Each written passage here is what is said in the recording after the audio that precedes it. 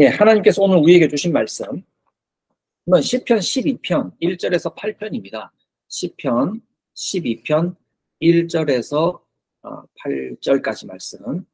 저와 여러분 한 절씩 교독하도록 하겠습니다. 제가 먼저 세 번역으로 읽겠습니다. 주님 도와주십시오. 신실한 사람도 끊어지고 진실한 사람도 사람 사는 세상에서 사라지고 있습니다. 사람들이 서로 거짓말을 해내며 아첨하면서 말합니다. 주님은 간사한 모든 입술과 큰 소리치는 모든 혀를 끊으실 것이다. 비록 그들이 말하기를 혀는 우리의 힘, 입술은 우리의 재산, 누가 우리를 이기려 하여도 주님은 말씀하신다. 가련한 사람들이 짓밟히고 가난한 사람이 부르짖으니 이제 내가 일어나서 그들의 갈망하는 구원을 베풀겠다. 주님의 말씀은 순결한 말씀, 도가 위에서 단련한 은육, 7번 걸려낸 수문이다. 주님께서 우리를 지켜주십시오. 지금부터 영원까지 우리를 지켜주십시오. 주위에는 악인들이 우글거리고 비열한 자들이 사람들 사이에서 높임을 받습니다. 아멘. 주님께서 우리를 지키십니다. 주님께서 우리를 지키십니다는 제목으로 하나님 말씀 나누겠습니다.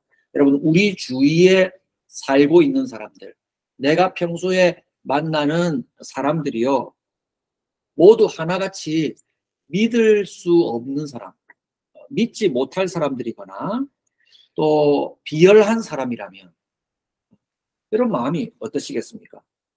우리가 틀림없이 사랑하고 있는 우리 가족들은 그런 존재들이 아니죠. 간혹 그런 일들도 있습니다만은 이웃들 소식을 들어보면 가족들끼리도 믿지 못해서 서로 고소하고 싸우고 하는 일들도 곧잘 보지만 우리 일반적인 가정에는 가족들은 믿고 사랑하잖아요. 그런데 가정 밖에 나가면 내가 만나는 모든 사람이 믿지 못할 사람뿐이고 나에 대해서 비열한 행동들만 하는 사람들만 나의 주위를 둘러싸고 있다면 얼마나 우리의 삶이 절망적이겠어요. 오늘 시편의 모습이 그래요. 1절도 그렇고 마지막을 감싸고 있는 마지막 절 8절도 그렇고요. 시작도 마침도 좀 슬픈 내용으로 시작해서 속상한 내용으로 마치는 것처럼 보여집니다. 1절에 보면 사람들이 사는 모든 세상에서, 사람들이 사는 세상에서 그렇다 얘기하고요. 8절에도 사람들 사이에서 진실한 사람들이 끊어져 버리고 사라져 버린 1절 말씀과 마찬가지로 악인들은 우글거리고 비열한 사람들이 사람들 사이에서 높아지고 있다. 여러분, 악하고 비열하게 살고 있는데 출세한다면 모두가 악하고 비열하게 살려고 들지 않겠습니까? 세상의 모습이 그렇게 되어서 내가 만나는 세상 사람들이 대체로 다 그렇다. 그런 사람들이 우글거리고 있습니다. 이렇게 말하고 있습니다. 여러분, 이 얘기를 들으면 이 정도까지 되나? 어디 이런 데가 있나? 내가 사는 곳은 이 정도까지는 아닌데 라고 생각할 만합니다. 그런데 1절과 8절이 감싸고 있는 안의 내용들을 읽어보면요. 그 악하고 비열한 행동들이 어떤 것인지 우리 들여다볼 수가 있어요. 그 예를 들어보니까요. 들어보는 내용을 보니까 한마디로 말하면 거짓말이에요. 여러분, 악하고 비열한 행동들을 구체적으로 우리가 언제 봤나 그렇게 잘 떠올리기가 힘들 수는 있겠지만 거짓말은 곧잘 우리가 보잖아요. 우리도 곧잘 하고 또 우리도 당하기도 하고 하는 것이 거짓말이에요. 이 세상에 가득 차 있는 악과 비열함을 대표적으로 표현하는 말이 거짓말이라 이 말입니다. 그리고 그 거짓말도 우리가 잘 이해하지 못할까 싶어서 성경에는 친절하게 이 거짓말을 두 가지로 제시하고 있는데 하나는 아첨하는 말. 첫 번째는 아첨하는 말. 두 번째는 자랑하는 말이에요. 자랑하는 말. 여러분, 아첨이 뭐예요? 아첨. 요즘 현대 말로 잘 쓰는 말은 아니죠. 생활 언어에서 너 나한테 아첨하니? 이런 말은 안 쓰잖아요. 그죠? 글 속에서 보는 말인데 이 아첨이라는 말은 남의 관심을 얻으려고 남의 비위를 맞추는 행동, 말과 행동을 아첨이라고 하네요. 내 마음속에는 그런 마음이 없어요. 이 사람을 위하고자 하는 마음이 없어요. 오로지 나를 위하면서도 이 사람에게 관심을 얻으려고, 그래, 너 잘한다. 난 널 좋아하게 되었어. 이런 좋은 말, 좋은 평가 얻으려고 그 사람에게 비위 맞추는 행동을 하는 거예요. 말과 행동을 하는 거예요. 이걸 아첨이라고 그래요.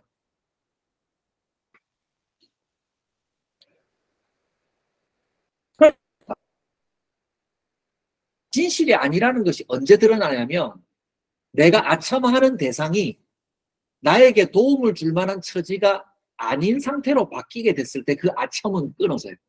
마음에 없는 말과 행동의 특징은요, 그 사람의 처지가 바뀌면 그 사람을 대하는 행동이 싹 바뀌어버려요. 싹 바뀌어버려요. 더 이상 이분과 나는 이해관계가 없다 이 말입니다.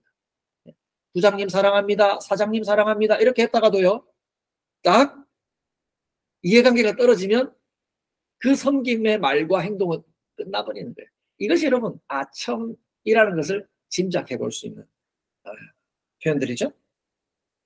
그 다음에 얘기하고 있는 것은 자랑입니다. 자랑. 여러분, 자랑. 본문에는 자랑을 어떻게 표현하고 있냐면 개역판 성경에는 자랑이라고도 되어 있는데 본문에는 우리가 읽은 본문에는 소리치는 모든 혀, 소리치는 모든 혀라고 되어 있어요. 글자 그대로 옮긴 겁니다. 바로 옮긴 겁니다. 이 혀 자체를 말하는 게 아니죠. 여러분, 혀가 스스로 말하는 게 아니라 혀는 우리의 말을 대표해서 표현한 비유법이죠. 그러니까 이 혀는 이것을 사용하는 사람을 가리키는 말입니다. 이 혀를 가지고 큰 소리를 외치는 이 사람의 특징은 자랑하는 거예요. 자랑하는 거. 이상하다. 거짓말과 자랑하는 것이 무슨 관련이 있을까? 여러분, 자랑하는 것은 거짓말과 관련이 있는 말입니다. 왜 이 자랑하는 것은 거짓말과 관련이 있느냐면 여러분, 모든 좋은 것은 누가 주십니까? 우리가 누리는 모든 좋은 것은 하나님이 주신 것이죠. 하나님이 주신 거예요. 그런데 자랑하는 말은요, 하나님이 우리에게 주셨다는 사실을 가려요. 잊어버리게 한단 말입니다. 그리고 우리의 큰 소리 나는 그 말을 듣는 사람도 역시 이것이 하나님이 은혜로 주셨다는 것을 잊게 하고요. 저 사람이 무엇이 잘났기에, 저 사람이 어떻게 했기에 라는 것에 집중하면서 그 사람을 시기하고 또 부러워하고 그 얘기를 듣는 사람 자기 자신의 처지를 못하게 여기고 이렇게 된다 이 말입니다. 하나님이 우리 모두에게 좋은 것을 주시는데 이 사람에게는 이런 것 주시고 이 사람에게는 이렇게 다양하게 주셨지 라고 여긴다면 그런 시기질투심이 강하게 일어날 수가 없죠. 그러나 큰 소리로 말하는 자랑하는 말을 들으면 어떤 오해가 발생합니까? 이것 하나님 준 거 아니야. 내가 이렇게 했더니 이런 좋은 결과가 일어났어. 내 얘기 한번 들어볼래? 하면서 자기 자랑을 하게 된다 이 말입니다. 하나님을 나타내는 것이 아니고요. 그래서 여러분들이 먼저 들은 적이 있을 법한 에베소서 2장 8절에서 10절 예배 시작하면서 들었죠. 여러분은 믿음을 통하여서 은혜로 구원을 받았습니다. 이것은 여러분에게서 난 것이 아니요. 뭐다? 하나님의 선물입니다. 하나님의 선물로 은혜로 받은 것입니다. 여러분들을 점수 매겨가지고 하나님이 점수에 따라서 상으로 주신 것이 아니라 은혜로 주신 이유는 뭐 하지 않도록 하기 위해서? 자랑하지 않도록 하기 위해서 여러분들에게 은혜로 선물로 구원을 여러분들 삶에서 누리는 모든 것을 선물로 주셨다. 이렇게 말하고 있어요. 우리 친구들 다 듣고 있죠? 선물로 주셨다. 뭐 하지 않게 하도록? 자랑하지 않도록. 그런데 한번 시편 12편 4절 말씀 보세요. 자, 이 사람들이 자랑하는 혀가 어떻게 얘기하는가? 그들이 말하기를 혀는 우리의 힘, 입술은 우리의 재산, 누가 우리를 이기리요? 이렇게 말합니다. 큰 소리로 말하는 이 혀의 자랑은요, 하나님의 은혜를 노래하고 찬송하는 것이 마땅한데 그렇게 하지 않고 누가 우리만큼 하겠느냐? 우리 정말 잘했지? 누가 우리를 이길 수 있겠느냐? 하면서 자기 자랑으로 치우친다 이 말입니다. 그래서 여러분, 이 거짓말의 본질은요, 그 열매를 보면 어디로 향하게 되냐면 그 거짓말의 본질은 하나님을 배반하는 방향으로 흘러가게 돼요. 제가 자랑 얘기했죠. 자랑의 본질이 거짓말이라고 했으니까 이 거짓말하는 자랑이 점점 자기 드러내고 하나님 무시하고 잊어버리게 한다고 그랬지 않습니까? 그러니까 이 거짓말의 본질은 하나님을 배반하는 것인데 이 거짓말이 이 세상을 시작할 때 어떻게 시작됐는가를 보면 알 수 있어요. 그럼 이 세상을 시작할 때 가장 먼저 일어난 거짓말은 누구의 거짓말입니까?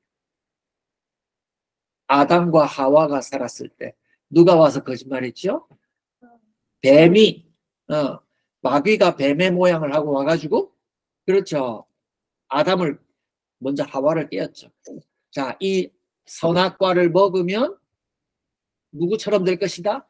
하나님처럼 될 것이다. 라고 거짓말을 해서 여자가 먼저 먹었고 그 남편에게까지 줬어요. 같이 먹은 겁니다. 남편이 책임지고 있었으니까 남편과 아내가 함께 협의해서 같이 먹은 겁니다. 여러분, 정말 그 거짓말에 속았더니 그 사람의 결과가 정말 하나님처럼 됐고 더 이상 부족함 없이 행복해졌습니까? 아니에요. 그렇게 안 됐어요.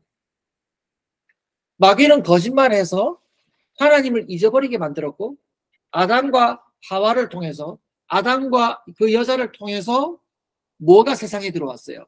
죄가 세상에 들어왔고 온 세상은 오늘 이 시편이 노래하듯이 거짓말로 가득 찬 비열하고 악한 세상으로 바뀌게 되었다 이 말입니다. 이해되시죠? 그러니까 잘못된 말의 본질은 거짓말이고 그리고 그 거짓말의 시작은 마귀이며 그 마귀의 게임에 받아서 우리 모든 세상이 그렇게 둘러싸여져 있다라고 합니다. 자, 제 논리를 따라오고 있죠. 여러분, 온 세상이 악과 비열함으로 가득 차 있고 거짓말하고 아첨하고 자랑하는 세상으로 그득해졌을 때 여러분 떠올려 보세요. 가장 피해를 보는 사람이 어떤 부류의 사람일까요? 착한 사람, 또 진실한 사람, 또 아직 제가 원하는 정답이 안 나왔습니다. 오늘 여러분들 시편을 읽어보셨다면 답이 거기 나와 있어요. 어떤 사람이 가장 손해를 볼까요? 신실한 사람? 조금 더 가까이서 갔으면 좋겠는데 제가 예를 하나 드리면요. 집에서 엄마 아빠하고 부부 싸움을 해요. 엄마 아빠가 부부 싸움을 하면 그 집에서 가장 손해를 보는 사람이 누굴까요? 아이들이에요. 아이들이 엄마가 밥을 안 챙겨줘요. 아빠가 성질을 내고 물건을 집어 던져요. 화를 내고 문 닫고 나가버려요. 그럼 아이들은 구석에 가서 누구 눈치 봐서 밥 얻어먹지, 누구 눈치 봐서 뭘 하지, 선물을 받지, 우리 오늘 오후에 외식 가기로 했는데 이 분위기 망쳐진 거 어떻게 하나? 제가 예를 들었습니다만 여러분, 온 세상이 악과 비열함으로 가득 차게 되면요. 가장 손해를 받는 사람은요. 약자예요. 약자. 그 공동체에서 가장 약한 사람이 피해를 봐요. 그러니까 이 시편의 노래에서도 뭐라고 얘기합니까? 4절의 자랑이 나오고 난 다음에 주님은 말씀하신다. 가련한 사람이 짓밟히고 가난한 사람이 부르짖으니 여기서 진실한 사람, 신실한 사람, 그 사람의 외침이 어디로 감정이입이 됩니까? 가련한 사람, 가난한 사람이 부르짖으니 이제 내가 일어나서 그들을 대변하겠다. 그들이 갈망하는 구원을 베풀겠다라고 하나님이 대변하셔요. 이상하게 성경을 보면 하나님이 가난한 사람, 또 소외된 사람, 내 편이 되겠다는 내용을 우리 자주 읽어보는데 하나님은 그럼 재산 좀 가진 사람의 편은 안 되어주십니까? 참 하나님 좀 서운하네요. 그 말이 아니에요. 하나님이 왜 그들의 변호자가 되냐면 이 세상의 악한 수준을 재어볼 수 있는 바로미터, 우리말로 뭐라고 하지? 측량계. 이 세상의 악한 정도를 재어볼 수 있는 측량점이 가난한 사람들이 압제받고 있느냐, 속상한 일이 많으냐, 그렇지 않느냐를 보면 이 사회의 건강한 수준을 볼 수 있다는 거죠. 여러분 뉴스를 보면 가난하고 약한 사람들이 많이 잘 돌봄을 받고 있습니까? 아니면 그들의 속상한 얘기들이 더 많이 나옵니까? 부당하게 고통당하는 사람들의 소식들이 더 많이 들립니까? 아니면 그들이 오히려 좀 넘치는 혜택을 받는다는 얘기를 많이 듣습니까? 넘치는 혜택도 있지만 부당하다고 소리치는 얘기들도 많이 듣죠. 예, 그걸 보면은 알 수가 있어요. 이 사회는, 그리고 악으로 가득한 세상의 특징은 가난한 사람들, 약자를 옹호해 주지 않으려고 하는 특징을 갖고 있어요. 그래서 하나님이 그들의 편이 되어 주시는 거예요. 너희 모든 사회가 그들을 버렸으니 내가 그들의 편이 되어 주겠다 라고 하나님이 말씀하시는 겁니다. 여러분, 그런데 놀라운 반전은 뭡니까? 뭔지 아십니까?